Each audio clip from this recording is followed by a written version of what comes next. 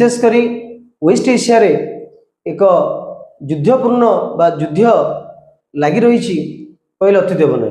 बंधुगण आम जो कौन जो आम न्यूज पेपर देखुचे कि न्यूज चैनल देखुचे जो बारंबार कहूँ कि UAE gulf of nations west Asia middle east या पर अनेक किसी शब्द बारंबार आम शुणी पाचे। चलते आम से शब्द विषय में जाना और से ही क्रम आज प्रथमे विश्लेषण करवा यूएई विषय। बंधुगण यूएई हूँ एक निजे गोटे सॉवरेन स्टेट भारत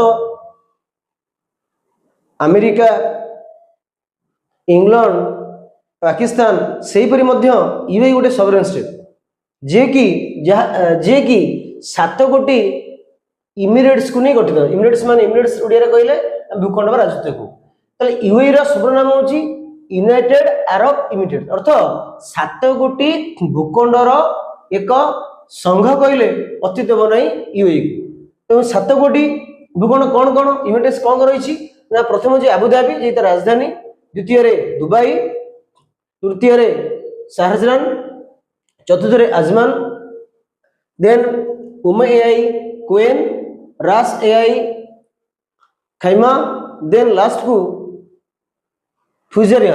तो ये 7 गोटी भूखंड को लेकर यूएई गठित। अर्थ यूएई कौन से एक अलायंस नुह कौन से एक आंतरिक संगठन नुह ये निजे गोटे राष्ट्र सॉवरेन स्टेट जहाँकि गठन कर 1971 मसीह 7 गोटी जो यूनिट्स रहिले से एक राष्ट्र संघ तैयारी करते जहाँकि नाम दिया यूएई एवं प्रत्येक यूनिट्रेस रे जो शासक अच्छा प्रत्येक यूनिट शासक अच्छा कि से इलेक्टेड नुह से हेरिडेटरी क्रम अर्थ जो मोनार्की अच्छी राजा कहुए इमिर कहुए जी कि एक फेडरल गवर्नमेंट जो एक बृहत फेडरल गवर्नमेंट यूएई रहा अंडर कार्य करते यार शासक मोनार्क जे कि हेरिडेटरी क्रम शासन आसता।